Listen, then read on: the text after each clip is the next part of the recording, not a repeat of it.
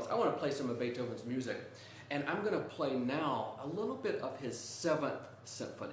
This is the second movement from his 7th Symphony. And you're going to hear me playing the cello, of course, but you're going to hear another cello playing, and that's actually me as well. I recorded it yesterday, so we're going to have me playing here. We're going to have me playing and recording. This is Beethoven's 7th Symphony, the second movement.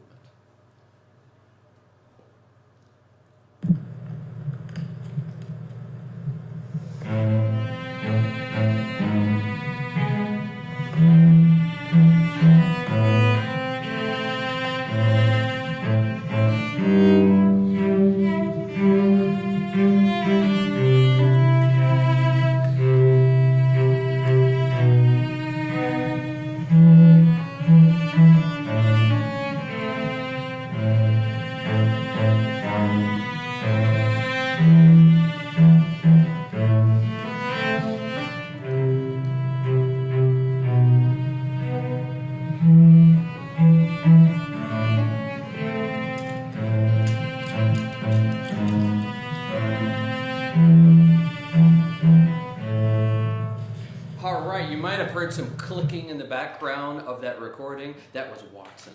He couldn't help himself, and yesterday he started clicking on the tile floor. Beethoven, boys and girls. We're going to learn all about Beethoven today. Beethoven he was born in a town called Bonn, and that's in the present-day Germany. And in Germany, what do they speak? They speak German, right? And so instead of saying good morning like we do in English, they say Guten Morgen. Can you say Guten Morgen? Yeah, very good. Now, Beethoven lived a long time ago, and actually it's a very important year for Beethoven because he was born in the year 1770. 1770, and if you do the math, this is 2020, right? And if you do the math, he was born 250 years ago. That's a really important birthday, right? So we're going to play, should we do happy birthday for Beethoven? Let's do a happy birthday for Beethoven. Do we have any other birthdays? Your friend Bill. My friend Bill Purden. I don't know if he's watching, but I bet his grandkids are watching. Happy birthday to Bill. And I don't see any other birthdays. No other birthdays. If you have some birthdays, maybe write them in the comments and we'll get to them. Let's sing happy birthday to Bill and to Beethoven. Are you ready?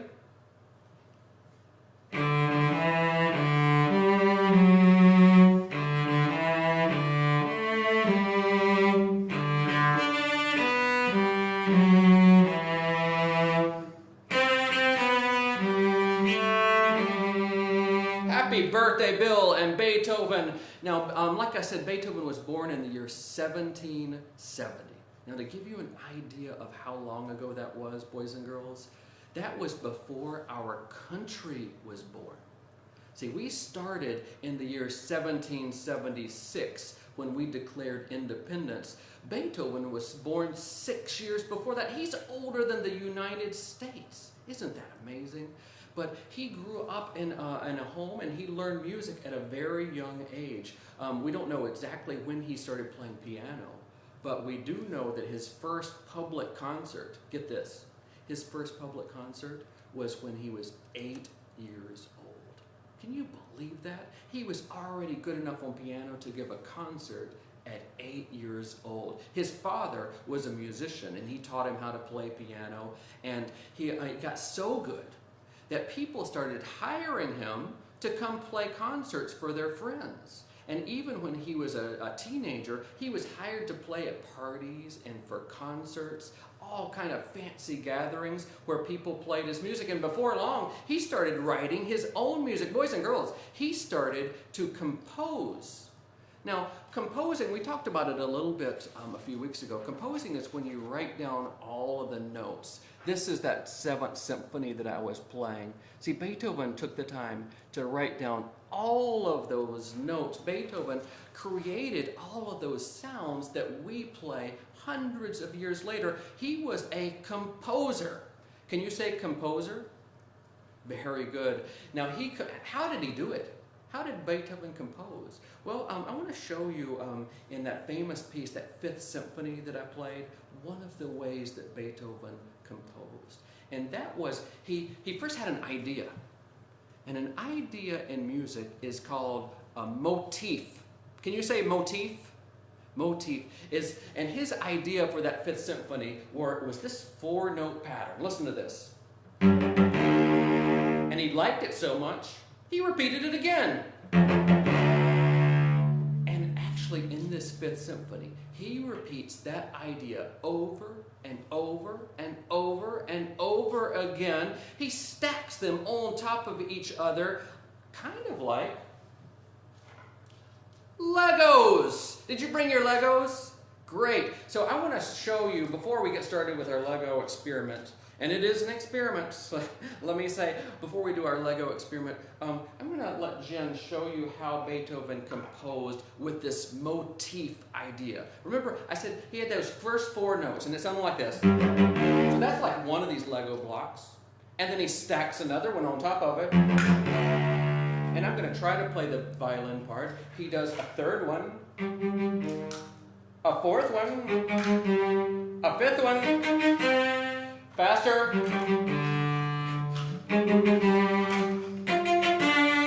And then he goes really high, he gets excited. Faster. And the last one.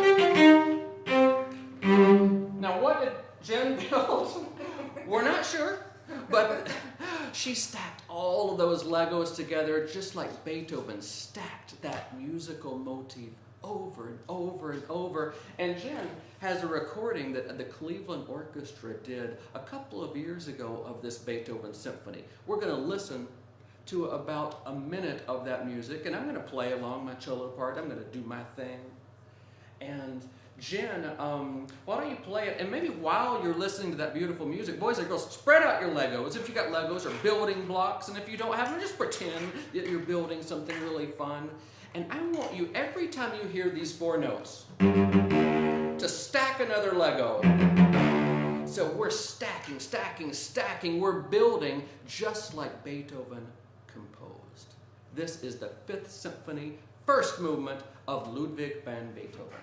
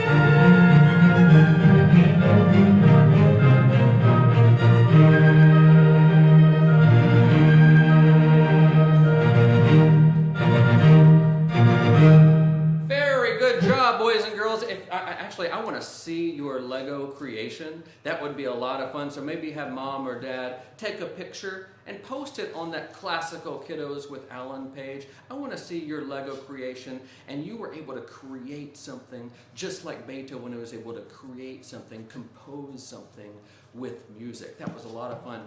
And actually, I should say this too. If you have any questions about Beethoven or cellos or Cleveland Orchestra, anything, type them into the comments and we'll get to them at the end. So get your questions in now. What's it mean? What did these 4 notes mean? We talked about how Beethoven put it all together, but we didn't talk about what those notes mean. And we don't know for sure, but I thought of an idea. We could maybe try to put some words to that 4-note pattern and see what we come up with. And I've got like a few phrases. We're going to try out and see which one works best. Yesterday was Mother's Day. Happy Mother's Day, Mom, by the way, if you're watching. And yesterday, since it was Mother's Day, hopefully, you said, "I love you, Mom." Now imagine for a second, let's take a look at those words. I love you, Mom. Imagine for a second that you went to your mom's bedroom first thing on Mother's Day and you said, I love you, Mom. I love you, Mom. Like that. Now, you might be saying, but it doesn't really sound like you love your mom, does it? It sounds kind of angry. No, if you were writing a song about how much you love your mom, it might be something soft or sweet, maybe something like this. I love you, Mom. I can't sing, and I'm never am going to do that again, but that's a good song, isn't it? I love you, Mom, something really soft and really sweet. Now, so that doesn't work at all. I love you, Mom. No way Beethoven meant that. But maybe he had a question. Have you ever said to yourself, what's up with that? What's up with that? Can you say that for me? What's up with that? Now, I think this is a little closer. Let's try it. What's up with that? What's up with that? It still doesn't sound quite right because you know why?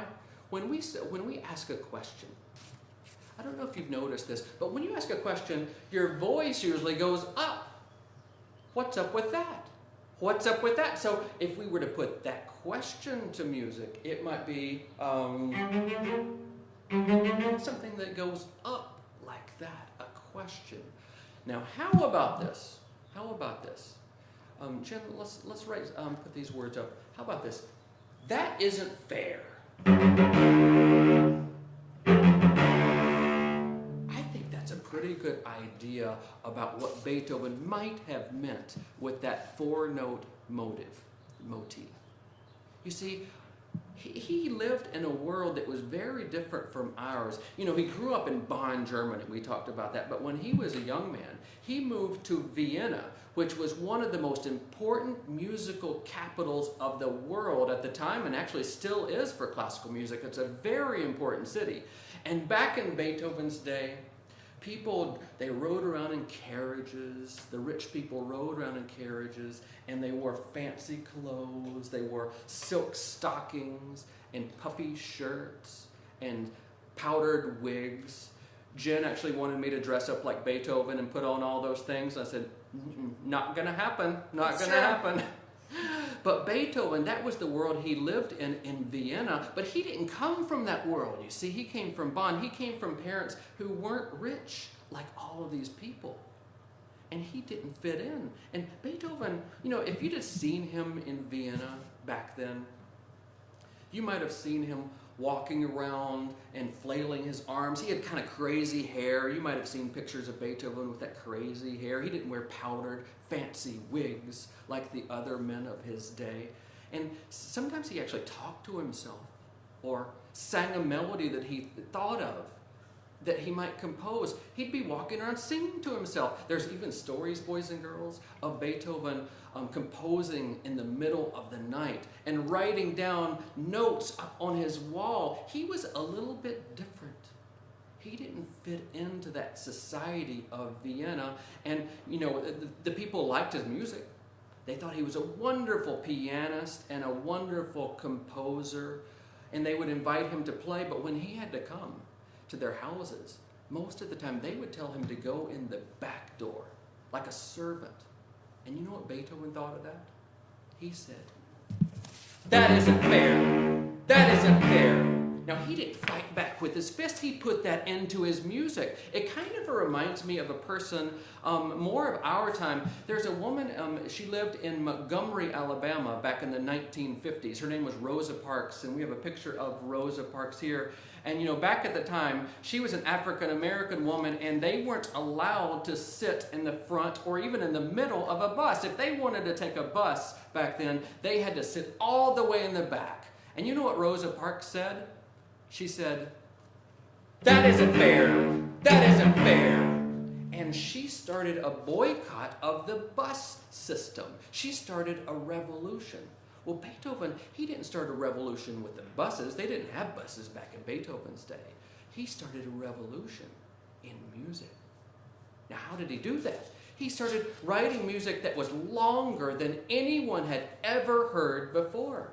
and music that was more complicated than was ever heard before. He actually wanted to be considered an artist. You see, before, composers and pianists, they were entertainers. People liked them, but Beethoven wanted to be an artist. He wanted to express what was inside of him. He wanted to get those emotions out.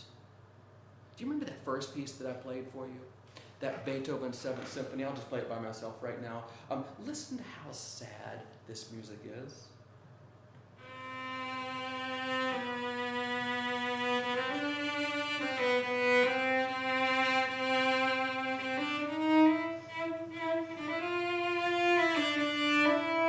See, Beethoven was putting that emotion into that music. And do you know why he was so sad?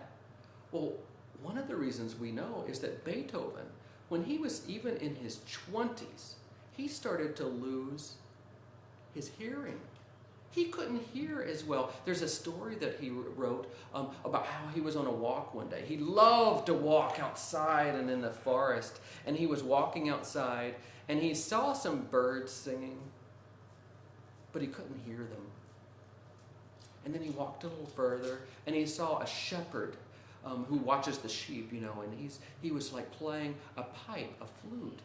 And Beethoven saw him with his eyes, but he couldn't hear him with his ears. He was starting to go deaf. Can you imagine that? He was a composer, one of the most important musicians in history, and he was losing his hearing. Now, to give you an idea of what that was like, I'm going to play something for you. And I want you to listen. It'll be really short. This is a sonata he wrote for cello. And it sounds like this.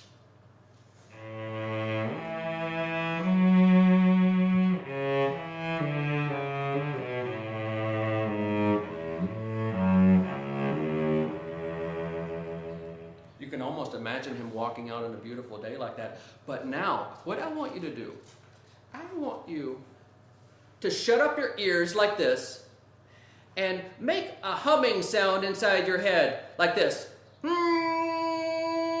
Now keep doing that. I'm going to play.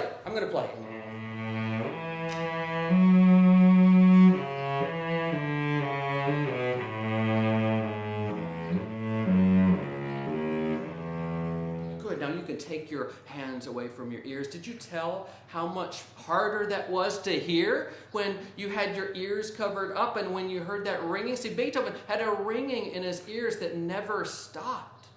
And could you imagine how sad that would have made Beethoven? Because the doctors couldn't do anything about it. Do you have your paper towel roll? If you have a paper towel roll, you can try to put it to your mouth like this. The only thing doctors could do is give Beethoven what was called an ear trumpet. And what would happen was people would put that paper towel roll or that ear trumpet next to Beethoven's head, and they would talk so he could hear them a little bit better, but they couldn't fix that ringing in his ears, and that made him really, really sad. I'm going to play that Beethoven 7th Symphony again, and this time I want you to join me. Do you have your rattle? I'm going to teach you first the rhythm that Beethoven played for this, and it goes like this. Long, short, short, long, long, long, short, short, long, long. He repeats that over and over and over. This is his motif for that 7th Symphony, second movement. Jen is going to play the rattle. I'm going to play the cello here. I'm going to be also playing on that cello recording. So get your rattles ready, get your containers ready, and we're going to play some of the saddest music Beethoven ever wrote. Here we go.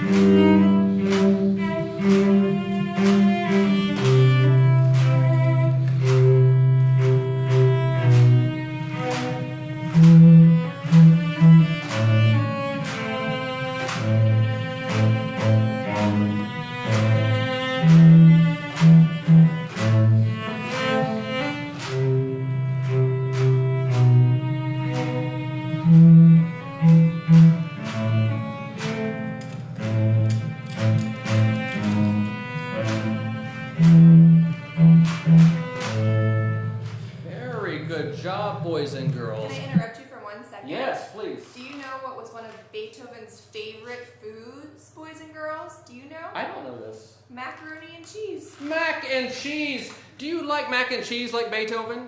If you do, why don't you write that in? That's a wonderful fact. Thank you so much. Now, Beethoven was going deaf, and the longer he lived, the more he lost his hearing, the less he could hear. And he wrote once, he said, nothing is ever good enough. He felt really sad, but he said this, so let us do what is right. Let us do what is right and develop the gifts that God gave us and never stop learning. Boys and girls, he didn't give up. He didn't give up even though he couldn't even hear the music that he played and the music that he composed. Beethoven kept fighting. He kept fighting, and toward the end of his life, he wrote a piece that's like a fight scene. And it's called, can you say this? It's called Grosse Fuge. Grosse Fuge. Now, grosse means big or giant, and fugue is a type of music that they played back then.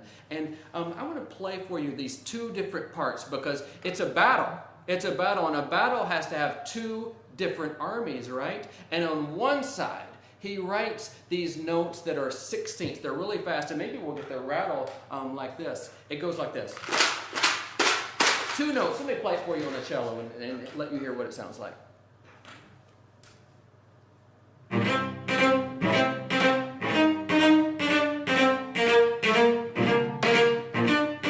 Those two notes, ba-bum, ba-bum. Get your rattle ready and let's try it together.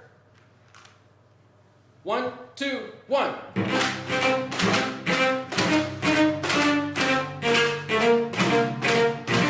Very good. Now, he put against that. So if those are one side of the army, the other opposing army was playing what was called triplets. Can you say triplets? Now, triplets is just three notes repeated over and over and over and over again. Triplets, it sounds like this. And maybe we'll put it down, we'll put a rattle down like this, and we're going to go 1, 2, 3, 1, 2, 3, 1, 2, 3, 1, 2, 3. Can we try that? 1, 2.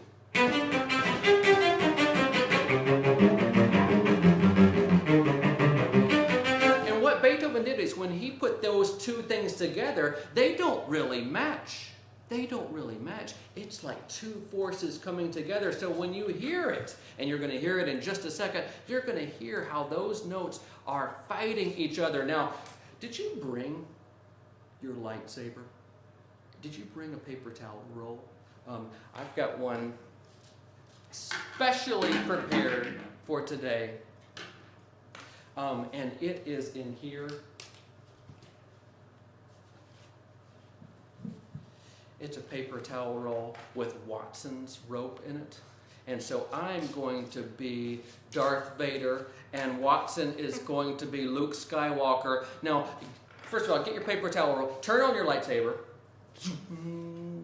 Now, don't go Darth Vadering on your mom, okay? All right, she'll never let you watch Classical Kiddos with Alan again. So maybe just swing your lightsaber in place like this, and we're going to have a battle. Wow. We listen to Beethoven's crazy fight scene, the Grosse Fuge. Here we go.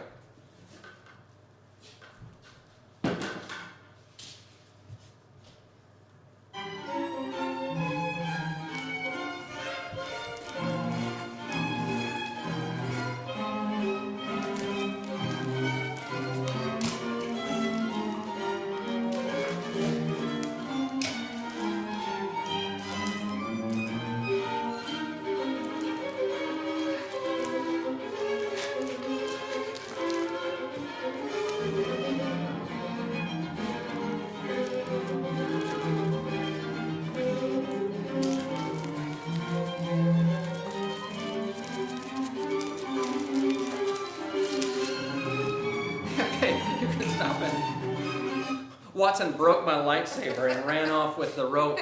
Boys and girls, that was a lot of fun. That was Beethoven's Grosse Fuge. And if you noticed, that music wasn't pretty. That music wasn't pretty. And it wasn't supposed to be pretty.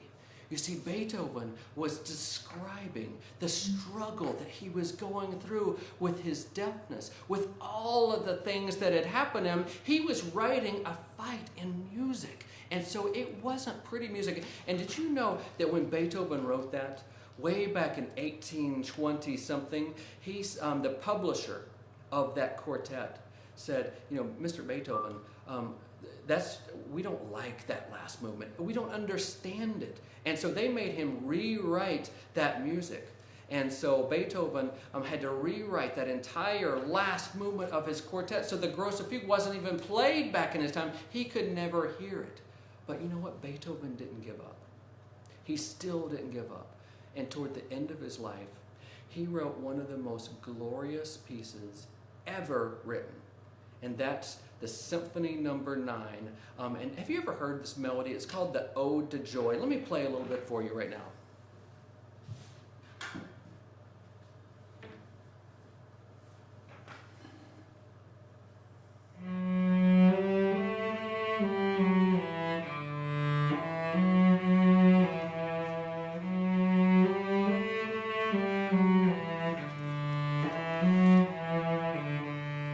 That is the Ode to Joy, and it was based on a poem that was written a long time ago. And I won't read the whole poem to you, but it says this: Joy, joy, your magic brings together what custom has so sternly divided. And this is the important part: all men shall become brothers wherever your gentle wings hover. In other words, Beethoven was imagining a better world.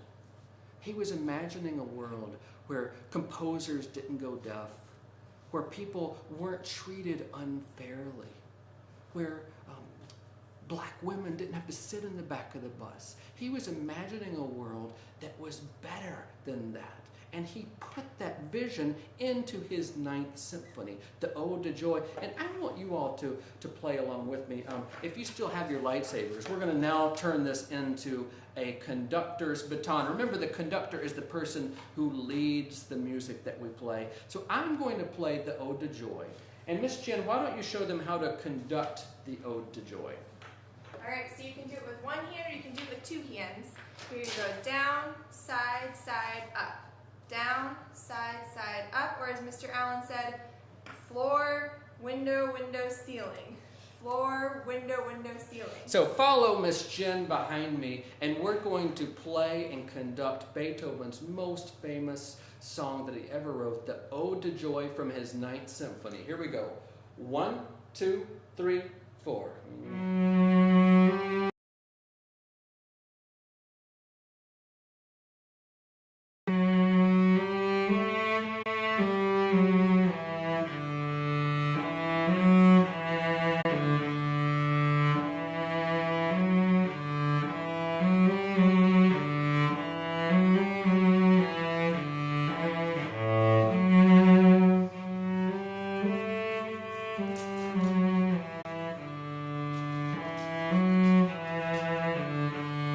Now, at the end of that Ninth Symphony, Beethoven got so excited that he added a choir, he added solo singers, he added the brass, the percussion, the entire orchestra started to play, and they played this wonderful ending to this Beethoven's Ninth Symphony. I'm going to take the phone and I'm going to turn it around so you can see this is a performance that the Cleveland Orchestra did a couple of years ago. This is the last minute of Beethoven's Ninth Symphony, and maybe while you're listening to it, maybe run around and act as joyful as you can. This is Beethoven's Ninth Symphony.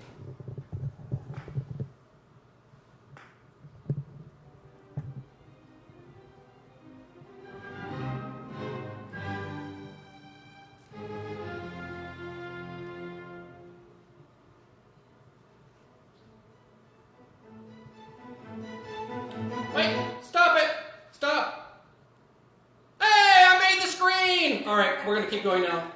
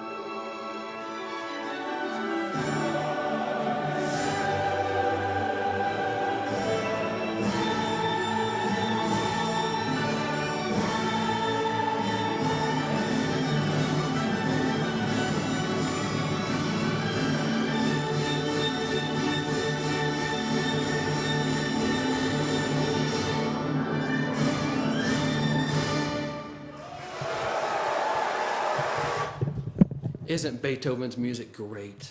Did you have fun, boys and girls? That's Ludwig van Beethoven. Now, do we have any questions? We do have a few questions.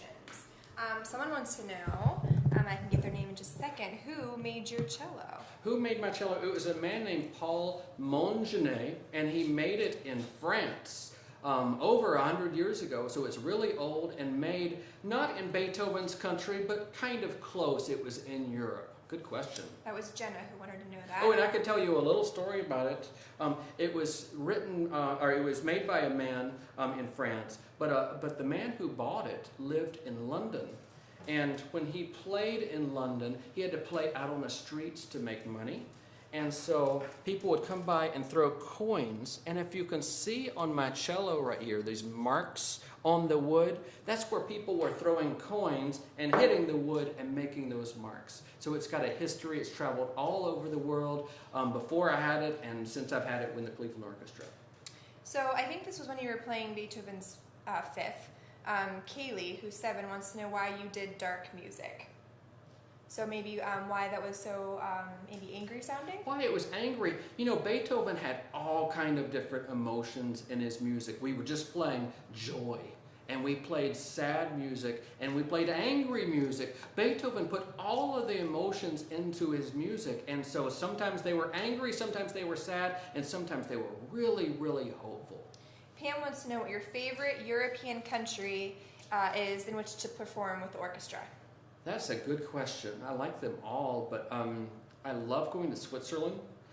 Switzerland, if you've ever seen The Sound of Music, actually that was filmed in Austria, but they go over to Switzerland. So Austria and Switzerland have the Alps, and they're so beautiful. So I love being in those countries just for the scenery.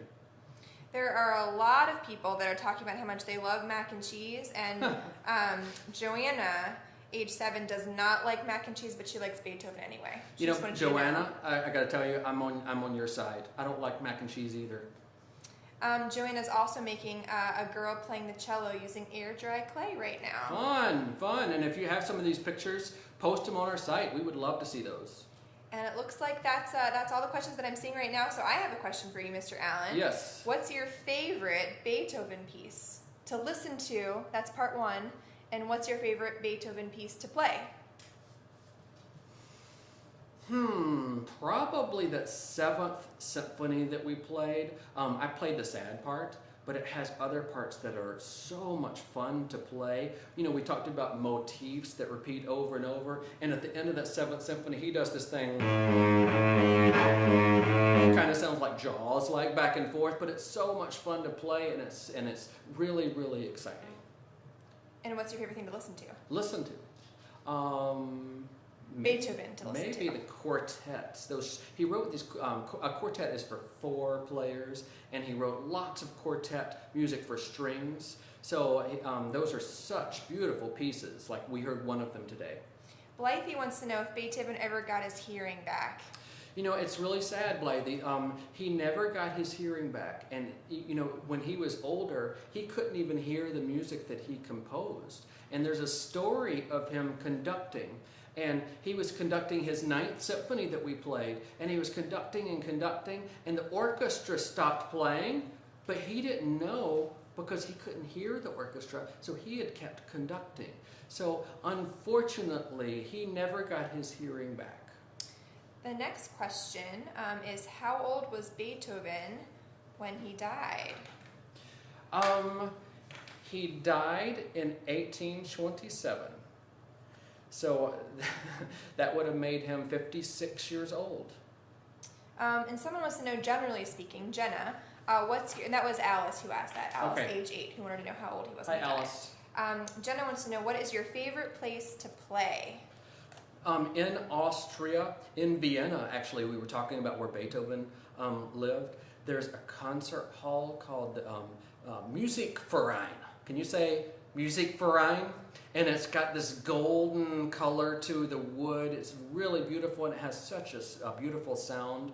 And our orchestra plays in Severance Hall here in Cleveland. It's also a beautiful, beautiful place to play. Anne wants to know what the name of the conductor was that we saw on the video. Good question. He is our music director in the Cleveland Orchestra, and he is from Austria. He's from around where Beethoven lived and composed, and his name is Franz Welser Most. Can you say that? Franz Welser Most. And he is our conductor most of the time, and he's a wonderful musician. Tibby, age 9, wants to know if Beethoven got married or fell in love. He fell in love, yes. Unfortunately, Beethoven fell in love with rich women. And we talked about how Beethoven wasn't from that upper class. And so it created problems that he was never able to resolve. And so that's another reason he wrote really sad music, is because he wasn't able to marry the people that he loved. How did he write music? Mark, who's 7, wants to know. How did he write music if he couldn't hear? That is a mystery. He could hear it in his head. He knew what it sounded like because he had been such a good musician as a boy and as a teenager and as a young man. So he knew what it sounded like, but he was a genius because even though he couldn't hear it out loud, he knew how to put it together in music. That's a very good question. And Grace wants to know what made you pick the cello. I picked the cello because my brother played cello, and my brother might be watching. I don't know. He is watching. He is watching. Hi, brother Mike. And he had a cello in the house, so I picked it up and started playing, and decided I wanted to make those beautiful sounds too. And actually, before I forget, I want to thank Mr. Justin Hartman again for helping us out. He did a lot of the technical stuff with this, with Boxcast. So thank you, Justin Hartman, for putting all of this together. Very good job. And you know what? We, boys and girls, Miss Jen and I, we didn't have any Legos. So we had to go and borrow some Legos from a friend. And we've got a good friend. His name's Kwame. And he had some Legos. And his brother's name's Kofi. And he let me borrow the Legos for our Beethoven class. So Kwame and Kofi, if you're watching, hello. All right, that's all the questions that we have Boys and girls, today. I had fun. I hope you did too. And I look forward to seeing you next week. Bye-bye.